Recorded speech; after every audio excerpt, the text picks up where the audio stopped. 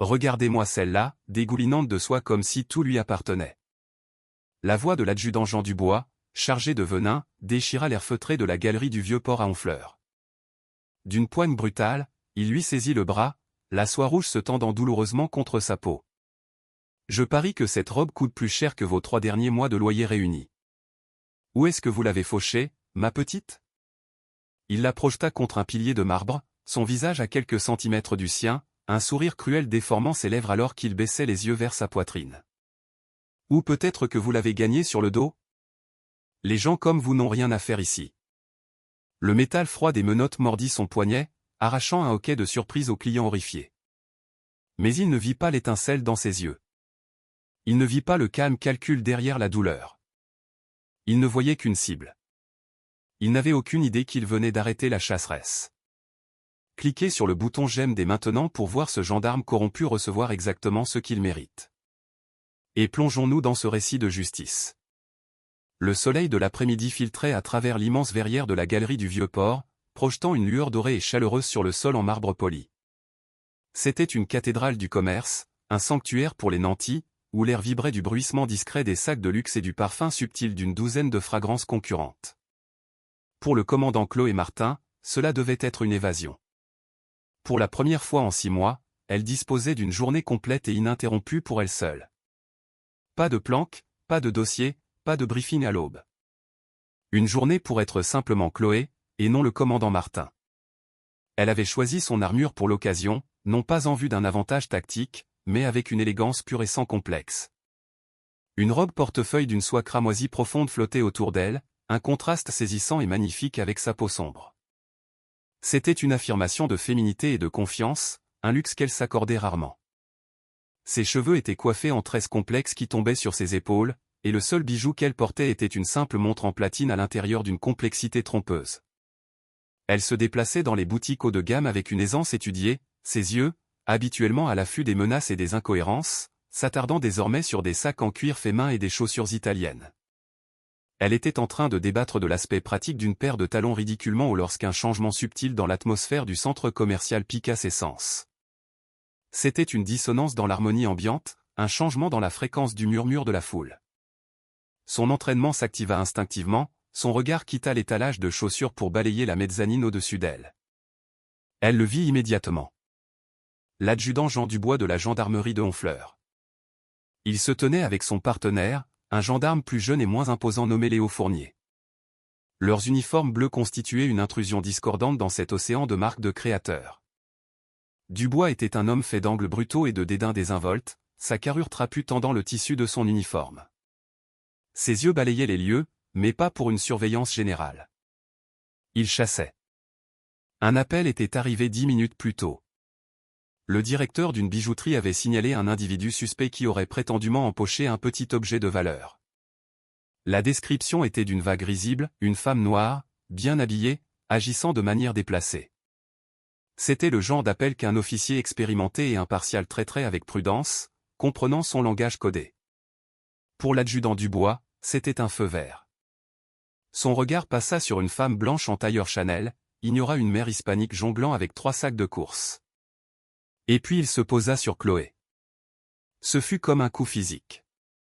Ses yeux se fixèrent sur le rouge vibrant de sa robe, remontèrent jusqu'à son visage, puis redescendirent sur sa poitrine avec une lenteur lubrique.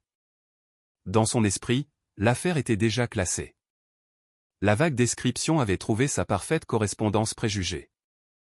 Une femme noire, trop belle, trop bien habillée, dans un endroit où il croyait inconsciemment qu'elle n'avait pas sa place. Elle était le clou et il était le marteau. Chloé sentit le poids de son regard et le soutint un instant de plus que nécessaire. Elle connaissait ce regard. C'était un cocktail de ressentiment, de suspicion et d'une sorte de désir tordu qui lui nouait l'estomac. Elle l'avait vu sur les visages d'informateurs, de criminels et, plus troublant encore, d'autres hommes en uniforme. Elle lui tourna délibérément le dos, reportant son attention sur les chaussures, un acte de défi silencieux. Laisse-le venir à elle. Laisse-le faire le premier pas.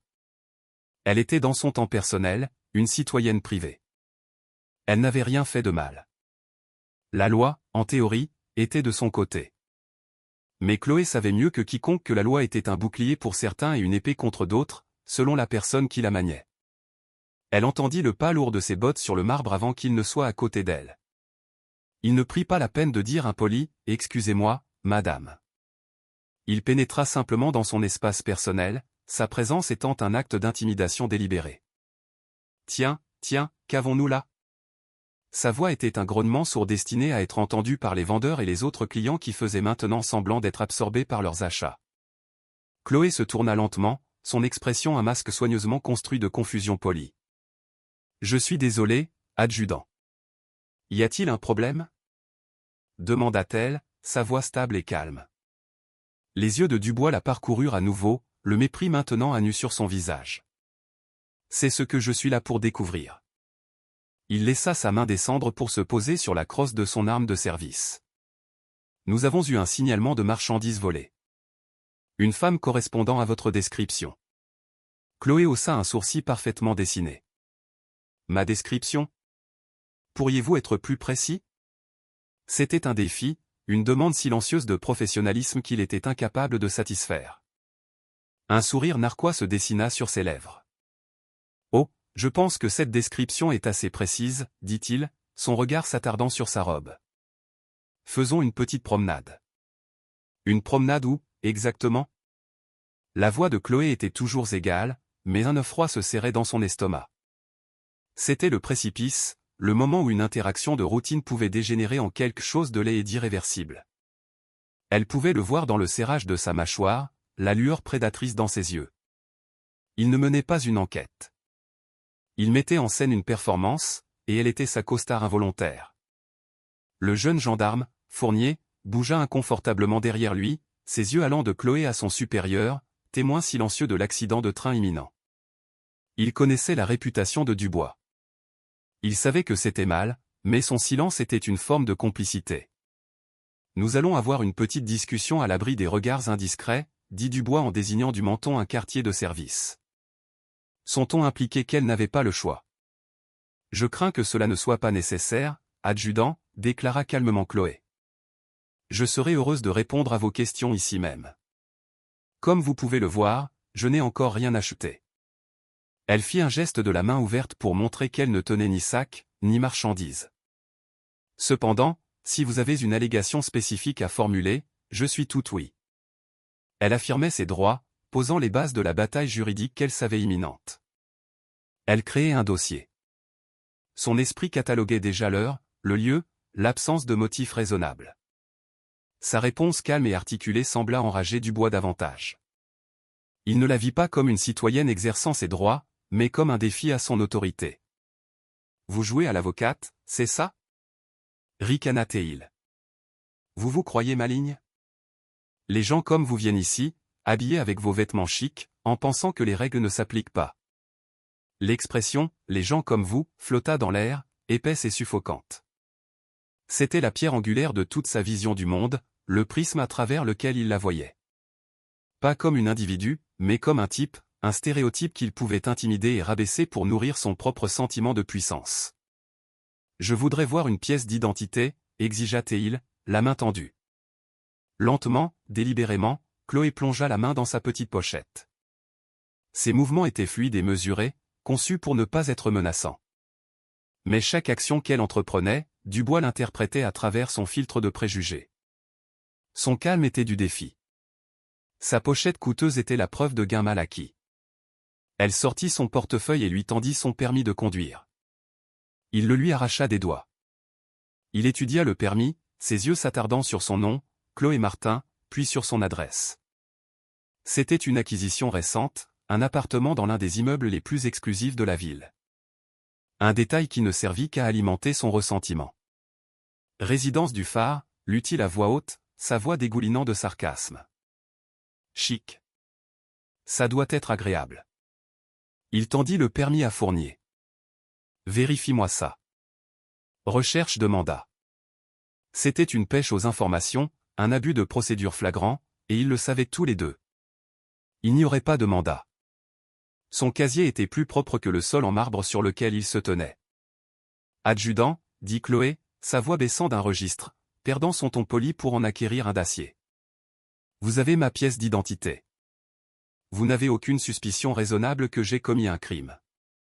Ce contrôle est illégal, et votre maintien en détention est une violation de mes droits fondamentaux à la liberté individuelle et à la sûreté.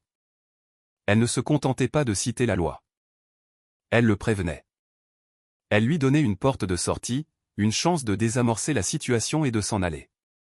C'était une courtoisie professionnelle qu'elle n'aurait pas étendue à un criminel ordinaire, mais qu'elle se sentait obligée d'offrir à une autre personne en uniforme, aussi indigne soit-elle. La terminologie juridique fut comme de l'essence sur un feu. Le visage de Dubois vira au rouge profond. « Vous croyez pouvoir me faire la leçon sur la loi » cracha-t-il, s'approchant si près qu'elle pouvait sentir l'odeur de café rassis de son haleine. « C'est moi, la loi, ici » lança-t-il en pointant un doigt épais vers sa poitrine, s'arrêtant juste avant de la toucher. « Et ma suspicion raisonnable, c'est que vous êtes dans un endroit où vous n'avez rien à faire, portant une robe que vous ne pourriez jamais vous permettre et me tenant tête. » Sa voix s'éleva, attirant plus d'attention. Les clients s'arrêtaient maintenant, leur téléphone commençant à émerger. La performance atteignait son crescendo. « C'est moi qui décide ce qui est suspect par ici, » ricana-t-il. « Et vous, ma petite, vous faites clignoter mon foutu radar. » Il se tourna vers le jeune gendarme. « Fournier, qu'est-ce qui prend tant de temps ?» Fournier, l'air troublé, leva sa radio. « Le central est débordé, Jean. Ça va prendre une minute. » Dubois se retourna vers Chloé, un sourire cruel s'étalant sur son visage. « On dirait que vous n'allez nulle part. » L'instant s'étira, tendu et vibrant d'une violence tacite. La galerie, avec son éclairage doux et sa musique classique, était devenue une cocotte minute. Chloé resta impassible, sa posture inébranlable. Elle était une statue de soie cramoisie et de dignité tranquille face à une marée d'agressions informes. Son refus d'être intimidé, de se recroqueviller ou de supplier, était quelque chose que l'adjudant Dubois ne pouvait pas comprendre. Dans son monde, le pouvoir était un instrument contondant, et l'absence de peur en sa présence était un acte de rébellion qui devait être écrasé. « Ça suffit. J'ai fini de jouer, » gronda-t-il, le prétexte d'une enquête légitime s'évaporant complètement. « Vous venez avec moi, maintenant. » Il tendit la main vers son bras. L'instinct, affiné par des années d'entraînement à la DCPJ, lui hurla de réagir. Elle pourrait briser sa prise en une microseconde, le neutraliser d'un seul coup précis. Mais ce n'était pas la mission. La mission, tragiquement et exaspérément, était d'endurer, d'être la victime, de le laisser construire le dossier contre lui-même, brique par brique hideuse. « Je ne consens pas à cela, » dit-elle, sa voix claire et assez forte pour que les téléphones environnants la captent. « Je ne résiste pas, mais vous me détenez contre ma volonté et sans motif. » Ces mots étaient pour le dossier, pour l'inévitable procès, pour l'enquête de l'inspection générale. Pour Dubois, ce n'était que du bruit. « On appelle ça de la résistance, » grogna-t-il, ses doigts s'enfonçant dans la chair tendre de son bras. Il la tira en avant, la déséquilibrant. La soie de sa robe se tendit aux coutures. Un hoquet collectif parcourut les spectateurs. « Jean, peut-être qu'on devrait attendre le central, » plaida Fournier, sa voix mince et prête à se briser. Il pouvait voir la ligne être franchie, le procès naître sous ses yeux. Dubois l'ignora. Elle résiste à son arrestation. « Prends-lui l'autre bras » aboya-t-il à son partenaire. Fournier hésita une seconde fatale, sa conscience luttant contre sa peur de son supérieur. Cette hésitation fut toute la justification dont Dubois avait besoin pour escalader davantage. Avec une poussée de rage alimentée par l'adrénaline, il tordit le bras de Chloé derrière son dos, le forçant à remonter à un angle contre nature. Une douleur aiguë et fulgurante jaillit de son épaule jusqu'au bout de ses doigts. Un sifflement de douleur s'échappa de ses lèvres. La première fissure dans sa façade composée. Ce son sembla ravir Dubois. C'était la réaction qu'il cherchait, la confirmation de sa domination. « Tu vois, maintenant tu coopères » se moqua-t-il. Tout en la maintenant dans cette prise douloureuse, son autre main chercha ses menottes. L'acier froid et lourd semblait obscène contre la chaleur de sa peau. « Tournez-vous, les mains dans le dos » hurla-t-il en la poussant en avant. L'élan la fit trébucher, ses talons raclant le marbre alors qu'elle luttait pour rester debout. Elle fut forcée de s'appuyer contre le grand pilier de marbre, la pierre fraîche un contraste choquant avec la chaleur de son humiliation. Le déclic de la première menotte se refermant sur son poignet fut brutalement fort dans le centre commercial désormais silencieux. Dubois la serra fort, délibérément, sadiquement. Les bords métalliques mordirent sa chair, et elle sentit un filet de sang chaud. Il attrapa son autre main et la tira en arrière, répétant le processus. Maintenant, elle était liée, les bras tendus derrière son dos, la position atroce pour son épaule.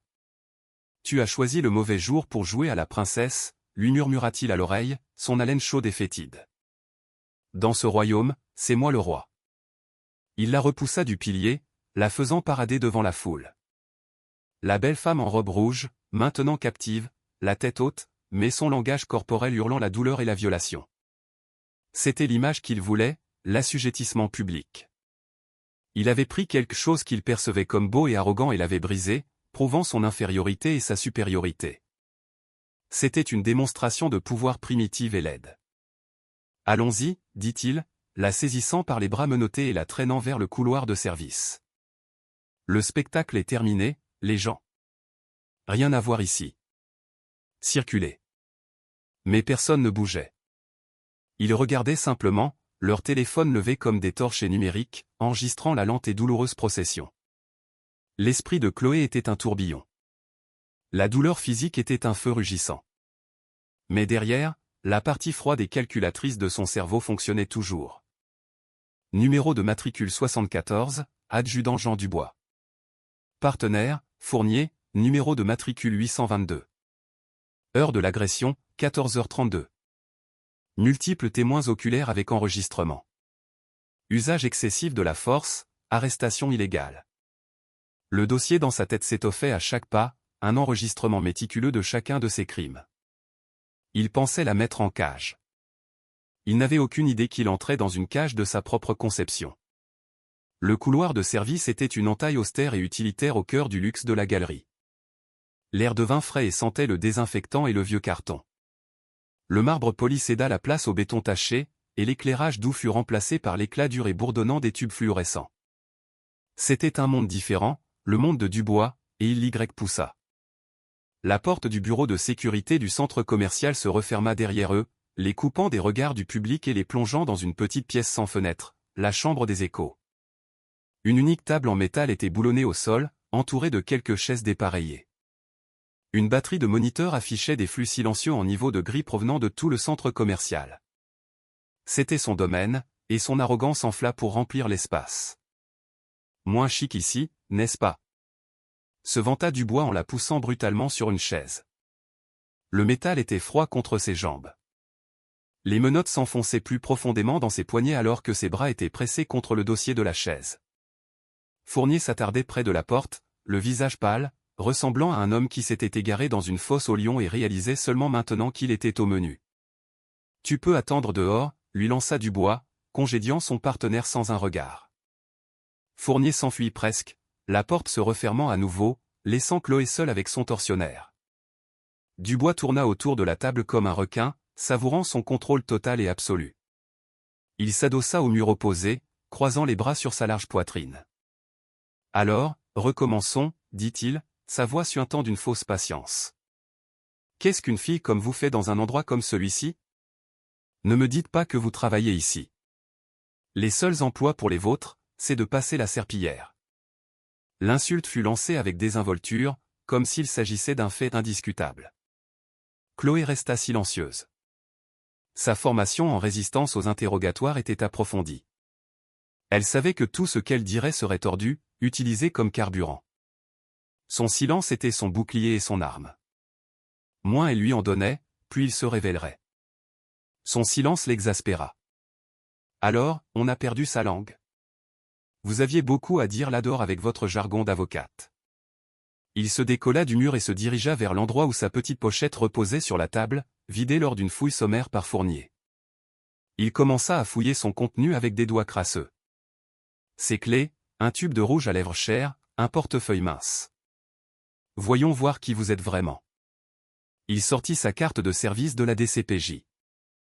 Il fixa la photo bleu-blanc-rouge pendant un long moment, une lueur de confusion traversant son visage avant d'être remplacée par un reniflement de rire dédaigneux. Direction centrale de la police judiciaire. Commandant Chloé Martin. Il jeta la carte sur la table. Vous vous moquez de moi. Les fausses qu'ils fabriquent de nos jours sont de mieux en mieux, je vous l'accorde. Qu'est-ce qu'on ajoute pour usurpation de fonction de policier en plus de la résistance et du vol à l'étalage? Il était tellement aveuglé par ses préjugés qu'il ne pouvait concevoir la vérité. Une femme noire comme elle ne pouvait pas être un commandant de la police judiciaire. Dans son esprit, c'était une impossibilité logique. Il créait sa propre réalité, et dans celle-ci, elle était une criminelle ordinaire avec des délires de grandeur. Il continua son assaut verbal, un torrent d'ordures racistes et sexistes. Il commenta son corps, sa robe, le quartier où elle vivait. Chaque mot était une petite pierre aiguisée destinée à ébrécher son sang-froid. Mais Chloé n'écoutait plus les mots. Elle écoutait la cadence, le ton, la haine pure et sans mélange. Elle gravait tout dans sa mémoire. Alors qu'il avait le dos tourné, se vantant de sa carte d'identité, elle fit son mouvement.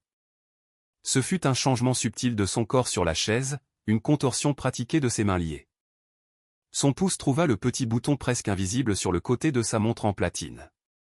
Elle appuya 2 fois, dans une séquence spécifique. C'était une balise de détresse, un signal silencieux et crypté qui hurlait maintenant à l'aide directement au centre de commandement régional de la direction centrale de la police judiciaire. Le signal transportait ses coordonnées GPS précises et une alerte de niveau 3, agent en détresse. La cavalerie arrivait. Tout ce qu'elle avait à faire maintenant, c'était de survivre jusqu'à leur arrivée. Après quelques minutes de railleries infructueuses, accueillies uniquement par le silence stoïque de Chloé, la frustration de Dubois déborda. Il avait besoin d'une réaction, une larme, une supplique, n'importe quoi pour valider son pouvoir. Il ne l'obtenait pas. Il abattit sa main sur la table en métal, le son résonnant bruyamment dans la petite pièce. Bon, ça suffit. Vous voulez jouer les durs? On verra si vous êtes aussi dur après une nuit en cellule de dégrisement. Il arpenta la pièce, passant une main dans ses cheveux clairsemés. Le frisson initial de la confrontation s'estompait, remplacé par la réalité fastidieuse de la paperasse qu'il devrait remplir. Vous avez droit à un appel téléphonique pour prévenir un proche ou un avocat, dit-il, désignant du pouce un téléphone mural crasseux dans le coin. Tâchez de bien le choisir. Appelez votre dealer, votre proxénète, celui qui va payer votre caution, parce que vous allez au poste. Son ton était suffisant, méprisant. Il lui accordait un droit standard, mais le présentait comme un geste magnanime, un dernier divertissement avant qu'elle ne soit traitée et oubliée. Il la fit se lever, sa main agrippant fermement son bras, et la conduisit au téléphone. Les menottes rendaient le simple fait de tenir le combiné une épreuve maladroite et douloureuse. Il se tenait près d'elle, sans vergogne, avec l'intention d'écouter l'appel. L'esprit de Chloé tournait à plein régime, non pas de peur, mais de calcul précis. Elle ne pouvait pas appeler sa famille. Cela leur causerait une panique inimaginable. Appeler un avocat était le geste attendu, mais c'était trop lent. Le protocole qu'elle avait initié avec sa montre était déjà en mouvement, mais cet appel téléphonique était la deuxième partie de l'authentification, celle qui mettrait le feu à tout l'appareil judiciaire de l'État. Elle avait mémorisé le numéro des années auparavant, une ligne directe et sécurisée vers le centre des opérations stratégiques au siège de la DCPJ à Nanterre. Un numéro qui contournait tous les standards habituels. Avec ses mains menottées, elle composa péniblement les chiffres. Dubois regardait, un sourire narquois sur le visage, supposant qu'elle était maladroite. L'appel se connecta à la première sonnerie. Il n'y eut pas de salutation, juste une voix nette et désincarnée. Opération, j'écoute. C'était la voix de la pure efficacité bureaucratique. Chloé prit une profonde inspiration.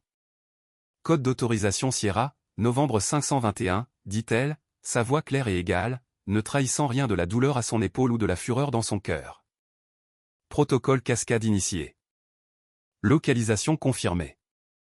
Restez en attente. Dubois, qui s'était adossé au mur, éclata de rire. Il entendit les mots mais ne put en comprendre le sens. Cela ressemblait à du charabia pour lui, une sorte de langage codé avec ses amis criminels. Protocole cascade, se moqua-t-il alors qu'elle raccrochait le téléphone. C'est une nouvelle drogue ou c'est votre nom de scène? Il n'avait aucune idée de ce dont il venait d'être témoin. Le protocole cascade n'était pas une demande d'aide. C'était une déclaration. Il était réservé aux situations où un agent était illégalement détenu par une entité policière locale compromise ou hostile. Il ne se contentait pas d'envoyer une équipe d'intervention.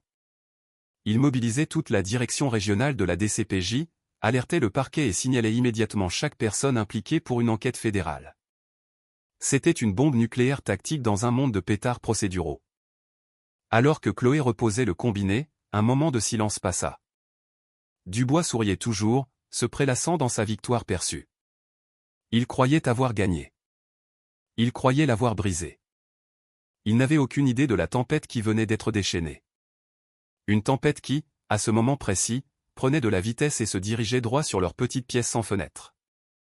L'air dans la chambre des échos était sur le point d'être rempli par le son de son monde qui s'effondrait. L'effet immédiat de l'appel fut un anti-climax, un calme trompeur avant l'ouragan. Dubois, toujours gonflé d'autosatisfaction, repoussa Chloé sur la chaise en métal. « Bon, assez de jeu », déclara-t-il en sortant un formulaire de rapport et un stylo. « Il est temps de rédiger votre petite aventure. Voyons voir. On commencera par agression sur personne dépositaire de l'autorité publique, rébellion et usurpation de fonction. Quand j'aurai fini, vous aurez de la chance de revoir la lumière du jour avant vos 30 ans. » Il commença à griffonner sur le formulaire, le stylo grattant agressivement le papier. Il fabriquait son récit, construisant un mur de mensonges pour justifier ses actions. Il écrivit qu'elle avait été agressive, qu'elle l'avait frappé, qu'elle avait crié des insultes. Il créait un fantasme où il était le héros, le courageux gendarme face à une criminelle violente. Chloé le regardait, le visage un masque de neutralité. Chaque mensonge qu'il écrivait était un clou de plus dans son propre cercueil. La vérité objective était déjà préservée sur une douzaine de téléphones portables et sur les serveurs de surveillance haute définition du centre commercial. Son rapport était une œuvre de fiction, et il serait déchiqueté par une réalité qu'il ne pouvait pas contrôler. Quelques minutes après le début de son exercice d'écriture créative, un coup sec à la porte le fit sursauter. « Quoi » aboya-t-il, agacé par l'interruption. La porte s'entr'ouvrit et le directeur général du centre commercial, un homme perpétuellement nerveux dans un costume mal ajusté nommé Stéphane Moreau, passa la tête. « Jean, je peux vous parler une seconde ?» Le visage de Moreau était cendré, et une pellicule de sueur brillait sur son front. Dubois leva les yeux au ciel. « Je suis occupé, Stéphane. »« Ça peut pas attendre ?»« Non, Jean. »« Vraiment pas ?» insista Moreau, la voix tremblante. Il entra dans la pièce, les yeux écarquillés en voyant la scène, Chloé menottait, Dubois l'air furieux. « Je viens de recevoir un appel sur ma ligne privée. » Dubois ricana. « Le maire qui se plaint encore du parking ?»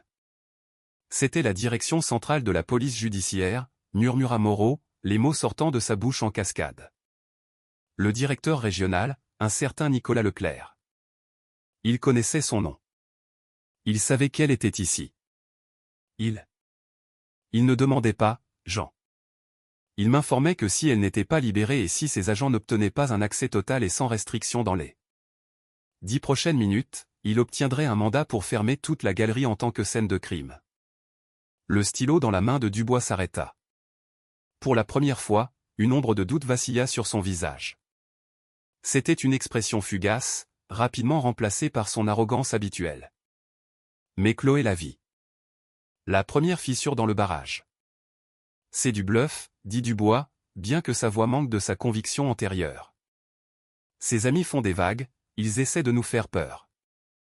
Mais Moreau secouait vigoureusement la tête. Ce n'était pas un ami, Jean. C'était officiel. Le type avait l'air de pouvoir commander une frappe aérienne depuis son bureau. Il a dit, et je cite, « Toute violation supplémentaire des droits civils du commandant Martin sera accueillie avec la force pleine et implacable du ministère de la Justice. » Le titre, « Commandant Martin », resta en suspens. La fausse carte d'identité dont il avait ri semblait soudain très réelle. Dubois fixa Chloé, la voyant vraiment pour la première fois, non pas comme un stéréotype, mais comme une menace potentielle, une source de problèmes catastrophiques. Son expression calme n'avait pas changé, mais maintenant elle ressemblait moins à du défi qu'à une confiance terriblement patiente. Le sol sous les pieds de l'adjudant Jean Dubois commençait à se dérober. Le premier tremblement était arrivé, un grondement sourd et profond qui signalait l'approche d'un événement sismique. Son rapport fabriqué reposait sur la table, un monument à une série de décisions spectaculairement mauvaises. L'appel téléphonique dont il s'était moqué n'était plus une blague. C'était un compte à rebours, et son temps était compté. La panique est un acide. Elle brûle l'arrogance et ronge la certitude. L'adjudant Dubois en ressentait les premiers effets corrosifs. « Dehors, Stéphane !» cria-t-il au directeur terrifié. « Je m'en occupe. » Moreau n'eut pas besoin qu'on le lui dise 2 fois. Il sortit en courant, laissant Dubois seul avec la femme qui se transformait rapidement de sa victime en son bourreau. Il la dévisagea, son esprit un désordre frénétique de déni et d'horreur naissante. Ça devait être un tour, un bluff élaboré et bien orchestré. Mais la spécificité de l'appel, l'utilisation d'un nom comme le directeur régional Leclerc, tout cela semblait trop réel, trop précis. Il décida de doubler la mise. C'était la seule façon dont il savait opérer. « Bien essayé », dit-il en essayant de forcer un sourire narquois. « Vos amis ont du piston, je vous l'accorde, mais ça ne marchera pas. C'est ma juridiction ici. » Avant que Chloé ne puisse répondre, non pas qu'elle en ait eu l'intention, sa radio de gendarmerie crépita, la voix du répartiteur aigu d'urgence. « Unité 7, attention à toutes les unités à proximité de la galerie du Vieux-Port. Avons plusieurs Renault Trafic noirs, plaques gouvernementales, approchant de l'entrée nord. Code 3. Ils ne répondent pas aux appels. Prudence extrême conseillée. » Le sang de Dubois se glaça. Ce n'était pas un bluff. Ils étaient là. L'arrivée ne fut pas une entrée. Ce fut une invasion. 4 Renault Trafic Noirma, dépourvus de toute marque à l'exception des petites plaques gouvernementales, s'arrêtèrent devant l'entrée principale de la galerie avec une efficacité silencieuse et menaçante. Ils ne se garèrent pas aux places désignées. Ils s'arrêtèrent simplement, bloquant la voie des voituriers, leurs vitres teintées reflétant les visages ébahis des clients. Les portes s'ouvrirent à l'unisson, et 8 individus en sortirent. Ce n'étaient pas des gendarmes. Ils étaient autre chose. Vêtus de costumes sombres identiques et parfaitement coupés, de chemises blanches et de fines cravates noires. Ils se déplaçaient avec une grâce prédatrice synchronisée. Ils étaient des fantômes sous le soleil de l'après-midi, leurs visages sombres et impassibles. À leur tête se trouvait un homme grand et imposant, la quarantaine avancée, aux cheveux poivre et sel et aux yeux qui ressemblaient à des éclats de granit. C'était le directeur régional Nicolas Leclerc. Il ne courut pas. Il ne cria pas. Il entra dans la galerie comme s'il en était le propriétaire, son équipe se déployant derrière lui en une formation rodée. Les agents de sécurité du centre commercial, attirés par l'agitation, jetèrent un coup d'œil au professionnalisme froid des nouveaux venus et au renflement des armes sous leurs vestes et s'éclipsèrent simplement, soudain fascinés par des vitrines lointaines. Leclerc parla doucement dans une radio à son poignet. Première équipe, sécurisez toutes les archives de surveillance. Personne ne touche à rien. Deuxième équipe, localisez et sécurisez l'adjudant Dubois et le gendarme Fournier. Le commandant Martin est la priorité. Je veux des yeux sur elle, maintenant. Sa voix était le centre calme et autoritaire de la tempête. De retour dans le bureau de sécurité sans fenêtre, Dubois pouvait entendre le tumulte. Sa radio crépitait maintenant de bavardages confus et paniqués d'autres gendarmes sur les lieux. Ce sont des agents de la PJ. Ils ne nous parlent pas. Ils se dirigent vers le couloir de sécurité. Les murs de son petit royaume étaient en train d'être franchis. La porte du bureau s'ouvrit violemment, non pas avec un coup, mais avec la force sans cérémonie d'un bélier. 2 des agents en costume remplirent l'embrasure de la porte, leurs expressions vides, leurs yeux ne manquant rien. Derrière eux se tenait Leclerc. Il embrassa la scène d'un seul regard. La pièce sordide, le rapport fabriqué sur la table, Dubois debout là, l'air d'un animal acculé, et Chloé, toujours menottée, assise sur la chaise. Les yeux de granit de Leclerc se fixèrent sur ceux de Dubois. Il n'éleva pas la voix. Il n'en avait pas besoin. Le poids de son autorité était suffocant. « Adjudant Dubois, dit-il, sa voix un grondement sourd et dangereux. Mon nom est le directeur régional Leclerc, de la direction centrale de la police judiciaire.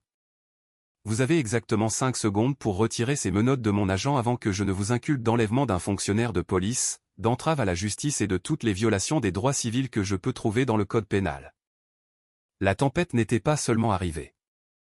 Elle avait touché terre et était centrée directement sur lui. L'univers de l'adjudant Jean Dubois, autrefois si stable et prévisible, venait d'être retourné. L'homme qui détenait les clés, qui maniait le pouvoir de l'État, était maintenant un subalterne dans sa propre salle d'interrogatoire. Il chercha à sa ceinture la clé des menottes, ses doigts épais soudainement maladroits et inutiles. Son cerveau ne pouvait pas suivre le changement rapide et catastrophique de la réalité. La femme qui l'avait intimidé, agressé et humilié était un commandant de la police judiciaire. Les hommes en costume qui se tenaient maintenant au-dessus de lui étaient ses collègues, ses très puissants, très en colère, collègues. « Dépêchez-vous » ordonna Leclerc, sa voix tranchant à travers la paralysie paniquée de Dubois. L'un des autres agents, un homme avec un coup de taureau et le calme d'un démineur, s'avança et prit doucement la clé de la main tremblante de Dubois. Il s'agenouilla à côté de la chaise de Chloé. « Commandant Martin, êtes-vous blessé » demanda-t-il doucement, sa voix contrastant vivement avec la brutalité qu'elle avait subie. Contusion et lacération aux 2 poignets. Entorse possible de l'épaule, rapporta Chloé, sa voix aussi nette et professionnelle que si elle dictait des notes de terrain. Le sujet a été physiquement et verbalement abusif dès le début de l'interaction. L'agent hocha la tête, la mâchoire serrée. Avec une efficacité exercée, il déverrouilla les menottes. La libération de la pression fut à la fois un soulagement et une nouvelle vague d'agonie. Elle ramena ses mains en avant, les marques rouges et sanglantes sur ses poignets, un témoignage frappant de la cruauté de Dubois. L'agent qui l'avait libéré regarda ses poignets, puis leva les yeux vers Dubois, et son masque professionnel glissa une seconde, révélant un éclair de fureur pure et froide.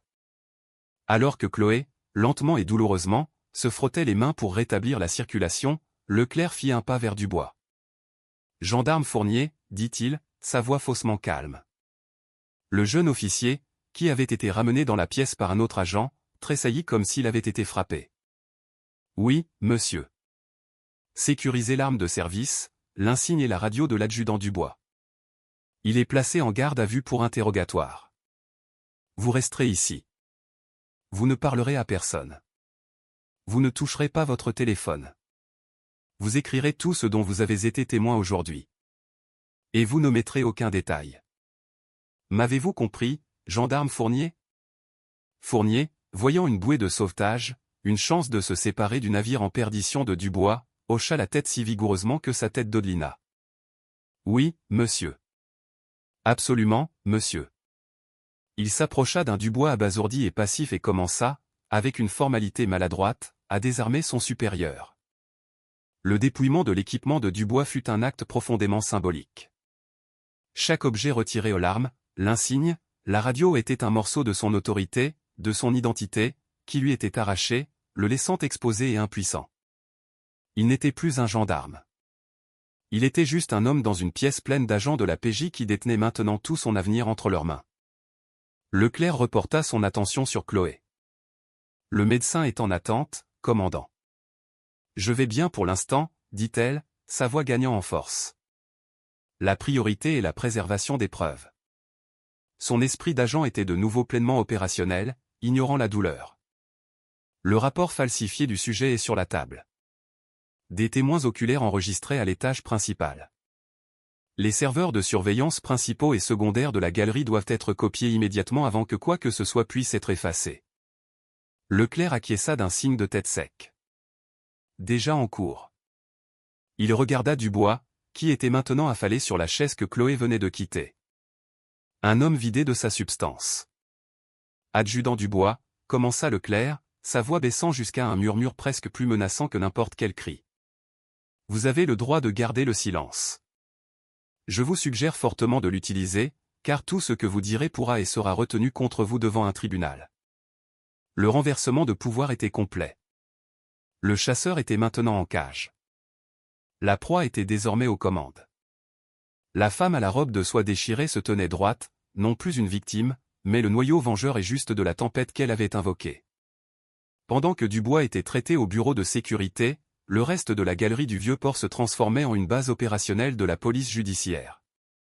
Les équipes du directeur Leclerc se déplaçaient avec l'efficacité silencieuse et dévastatrice d'une catastrophe naturelle.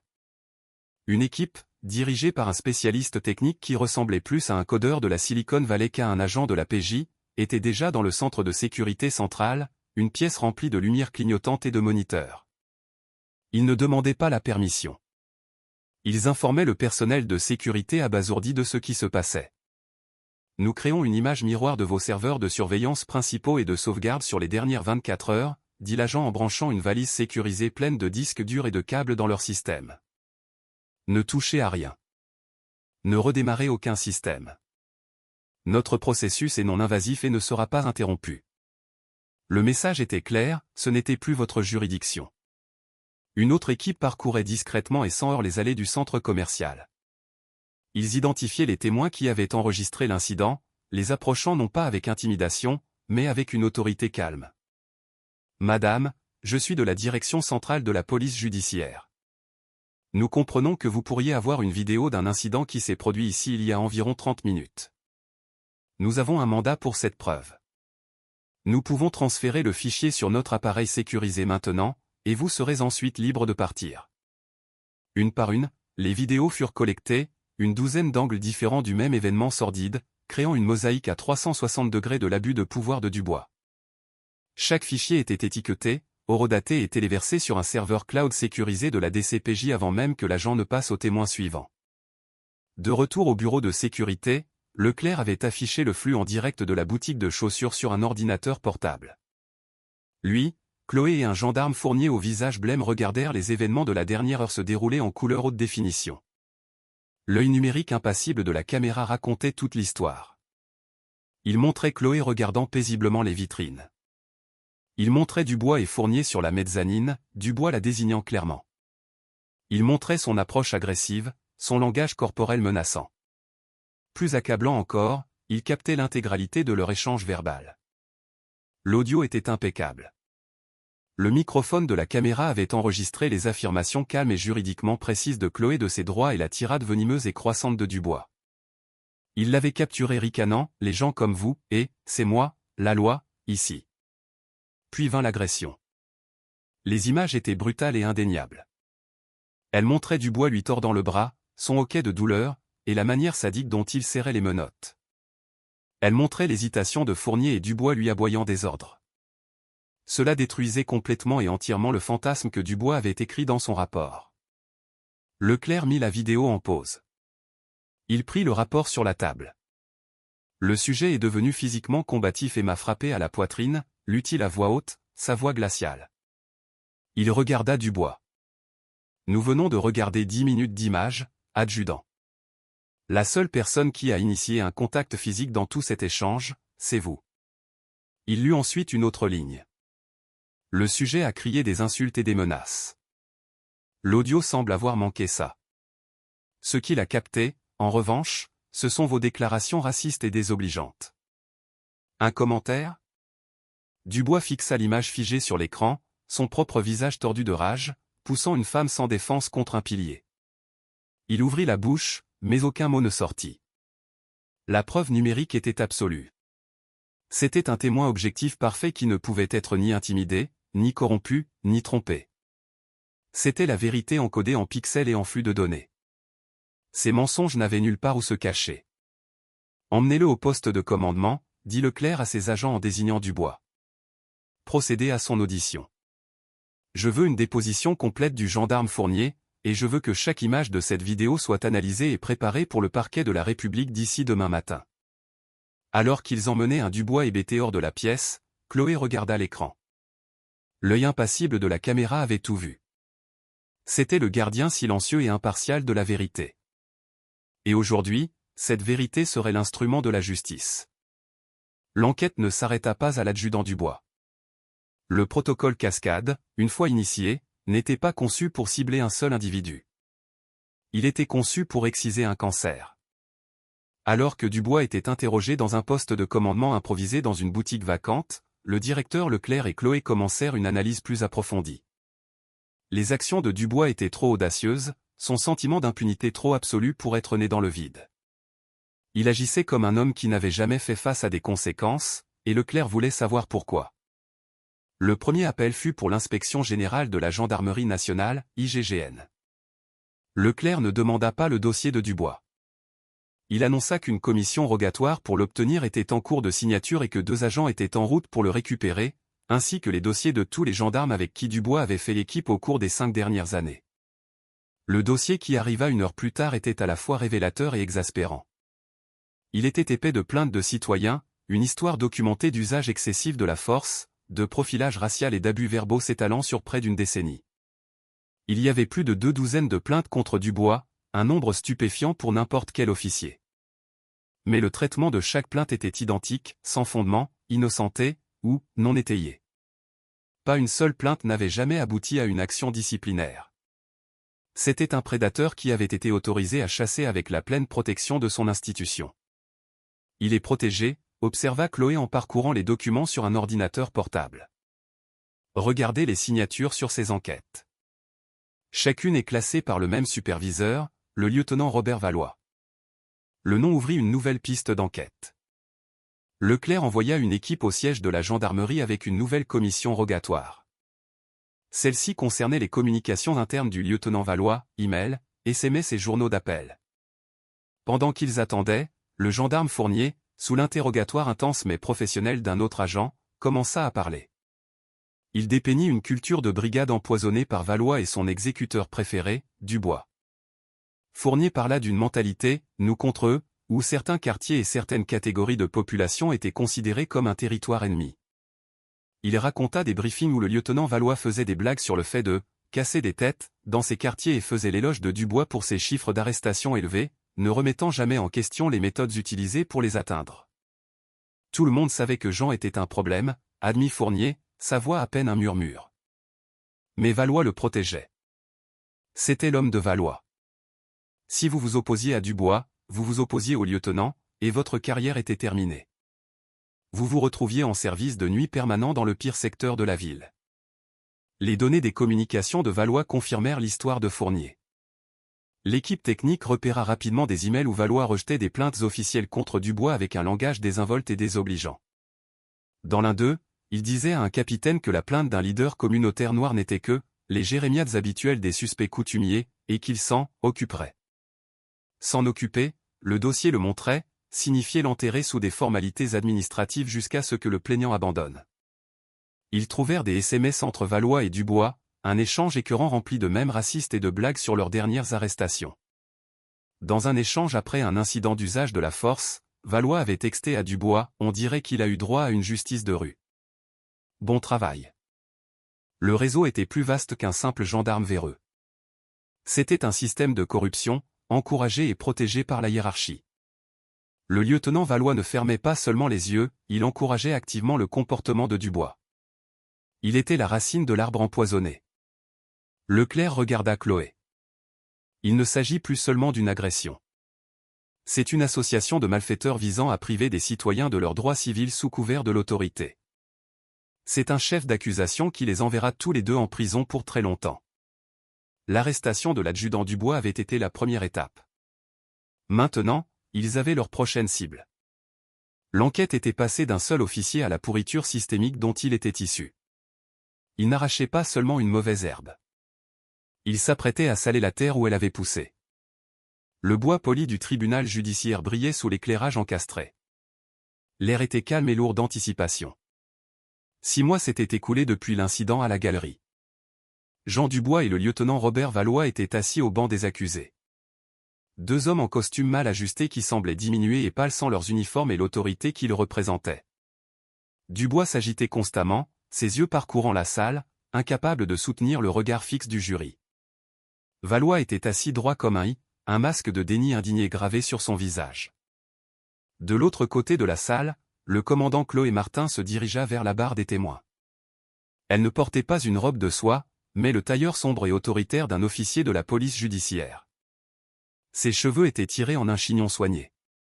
Elle se déplaçait avec une confiance inébranlable, sa présence captivant l'attention de toute la cour. Elle prêta serment, sa voix claire et résonnante dans la salle silencieuse. La procureure adjointe, une femme vive et concentrée nommée Léa Dubois, commença son interrogatoire. « Commandant Martin, pourriez-vous s'il vous plaît raconter les événements du 12 mai de cette année ?» D'un ton calme et mesuré, Chloé guida le jury à travers toutes les preuves. Elle n'éditorialisait ni n'embellissait. Elle présentait les faits avec la précision froide d'un chirurgien. Elle décrivit sa journée de congé, l'appel vague pour vol à l'étalage, et la focalisation immédiate et agressive de l'adjudant Dubois sur elle. Dès l'instant où il m'a approché, témoigna Chloé, il était clair que l'adjudant Dubois ne menait pas une enquête légitime. Ses questions et commentaires n'étaient pas liés à un quelconque crime présumé, mais se concentraient sur ma race, ma tenue vestimentaire et ma présence dans ce qu'il considérait comme un lieu inapproprié pour quelqu'un comme moi. Pendant qu'elle parlait, la procureure Dubois projetait les preuves sur de grands écrans pour le jury. D'abord, la vidéo de surveillance du centre commercial. La salle d'audience regarda en silence stupéfait l'agression brutale et non provoquée se dérouler en haute définition. Ils virent le ricanement de Dubois. Ils entendirent ses railleries racistes. Ils furent témoins de la torsion violente du bras de Chloé et du serrage cruel des menottes. Ensuite, la procureure afficha le rapport officiel de Dubois côte à côte avec une transcription de l'audio de la vidéo. Les mensonges furent mis à nu pour tous. Les affirmations de Dubois d'avoir été agressé et menacé se révélèrent être de pures inventions. Quand ce fut le tour de l'avocat de la défense de contre-interroger, il tenta de dépeindre Chloé comme un agent de la PJ arrogant qui avait provoqué la situation. N'est-il pas vrai, commandant Martin, que vous avez été conflictuel, que vous avez utilisé un jargon juridique pour antagoniser intentionnellement mon client?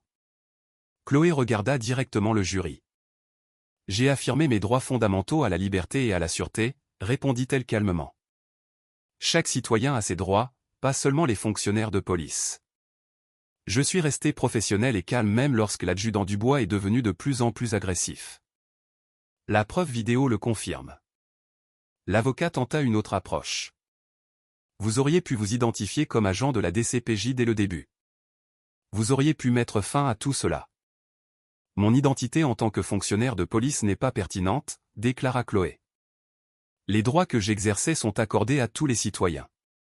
Si j'avais été enseignante, médecin ou concierge, les actions de l'adjudant Dubois n'auraient pas été moins illégales. Mon métier ne devrait pas déterminer mon niveau de protection constitutionnelle. Son témoignage était inébranlable. Elle était le témoin parfait, crédible, professionnel et soutenu par une montagne de preuves irréfutables. Le coup de grâce fut porté lorsque la procureure Dubois appela à la barre un gendarme fourni en larmes, qui, en échange de l'immunité, témoigna contre Dubois et son ancien superviseur. Il corrobora tout ce que Chloé avait dit et détailla la culture toxique et raciste que le lieutenant Valois avait cultivée. Il présenta les SMS et les emails montrant la jubilation et l'encouragement de Valois face à la brutalité de Dubois. La défense de Dubois s'effondra. Il n'était pas un gendarme incompris ayant une mauvaise journée. Il était un raciste violent soutenu par un système corrompu. Le témoignage de Chloé, livré non pas comme une victime cherchant la pitié, mais comme un officier de la loi exigeant des comptes, scella leur sort. Elle n'avait pas seulement survécu à son épreuve, elle avait transformé sa violation personnelle en un réquisitoire public et indéniable contre les hommes qui lui avaient fait du tort. Le marteau tomba 2 semaines plus tard. Le verdict fut rapide et unanime. Coupable de tous les chefs d'accusation. Jean Dubois fut condamné à 2 ans de prison ferme pour agression et violation des droits civils. Robert Valois reçut 18 mois pour son rôle dans l'association de malfaiteurs et l'entrave à la justice. Tous deux furent définitivement privés de leur pension et interdits à jamais d'exercer toute fonction dans les forces de l'ordre. Pour le public, c'était une affaire classée, un titre de journal satisfaisant sur la justice rendue. Pour Chloé, les répercussions se poursuivirent longtemps après. Des mois plus tard, elle se tenait dans le centre d'entraînement tactique de la DCPJ. L'espace caverneux résonnait du pop-pop-pop des tirs simulés. Elle observait de nouvelles recrues s'exercer à un scénario de haute tension, un appel pour violence domestique qui pouvait dégénérer à tout moment. Elle observait leurs mouvements, leur communication, leur prise de décision sous pression. L'incident à la galerie l'avait changé. Il avait ajouté une nouvelle couche à sa compréhension du monde et de sa place en son sein. Elle vivait une double réalité. Ici, entre les murs de la direction, elle était le commandant Martin, un agent respecté et hautement qualifié, disposant d'un pouvoir et de ressources immenses. Mais dès qu'elle sortait, dès qu'elle n'était qu'une femme noire dans un monde qui la jugeait souvent au premier regard, ce pouvoir pouvait disparaître. Son insigne était un bouclier, mais il ne pouvait pas toujours la protéger du jugement empoisonné initial d'un homme comme Jean Dubois. Son superviseur, le directeur Leclerc, vint se tenir à ses côtés. Ils ont l'air vifs, commenta-t-il en désignant les recrues. Ils y arriveront, répondit Chloé, les yeux toujours fixés sur la simulation. Comment allez-vous? Demanda-t-il, sa voix plus douce, abandonnant le ton professionnel habituel. C'était une question qu'il lui avait posée plusieurs fois depuis le procès. Elle appréciait la sincérité. « Je vais bien, Nicolas. »« Vraiment, dit-elle. Mais ça reste avec vous. Pas la peur, ni même la colère. C'est la clarté. Le rappel que l'uniforme, l'insigne, c'est une responsabilité, pas un privilège. » Dubois et Valois l'ont oublié. Ils y voyaient une licence pour agir selon leurs pires instincts. Leclerc hocha la tête d'un air sombre. Ils sont une honte pour tous ceux qui portent l'uniforme avec honneur. Ils sont aussi un avertissement, ajouta Chloé. Un avertissement sur ce qui se passe quand les bons officiers restent silencieux. Quand une culture corrompue est autorisée à s'envenimer. Elle pensa à Fournier, le jeune gendarme qui était resté là sans rien faire. Son silence avait été sa propre forme de violence. Il avait sauvé sa carrière, mais elle se demandait ce que cela avait coûté à son âme. Le scénario d'entraînement se termina, et les recrues se rassemblèrent pour un débriefing. Chloé se tourna pour partir, son travail ici terminé. Elle avait une nouvelle affaire maintenant, une opération de contre-espionnage complexe qui consumerait ses jours et ses nuits. Mais elle porterait les leçons de la galerie avec elle pour toujours. C'était une cicatrice, mais c'était aussi une source de force, un rappel permanent et indélébile des enjeux pour lesquels elle se battait. Ce n'était plus une bataille abstraite pour la justice. C'était personnel. Le travail n'est jamais vraiment terminé. La justice n'est pas une destination. C'est un voyage incessant et continu. Pour Chloé, le souvenir de l'acier froid sur ses poignets et de la chaleur de l'humiliation dans les yeux d'un étranger servirait de carburant constant. C'était un vœu fait dans un moment d'impuissance, passer une vie de pouvoir à s'assurer que personne d'autre n'aurait à endurer la même chose. Elle se bat non seulement pour les idéaux abstraits de la République, mais pour la réalité tangible et vivante de chaque citoyen qui mérite de parcourir le monde, drapé de la couleur de peau ou de la robe de soie de son choix, et d'être vu non pas comme une menace, mais simplement comme un être humain digne de respect. Le chemin est long et l'obscurité est toujours présente, mais elle et d'autres comme elle continueront d'être la lumière qui la repousse. Un gendarme corrompu, un système brisé à la fois. Qu'avez-vous ressenti lorsque Chloé a finalement retourné la situation contre l'adjudant Dubois? Avez-vous déjà été témoin d'un abus de pouvoir en souhaitant que justice soit faite? Faites-nous part de vos réflexions dans les commentaires ci-dessous. Et s'il vous plaît, soutenez la chaîne pour que nous puissions continuer à vous apporter ces histoires de responsabilité.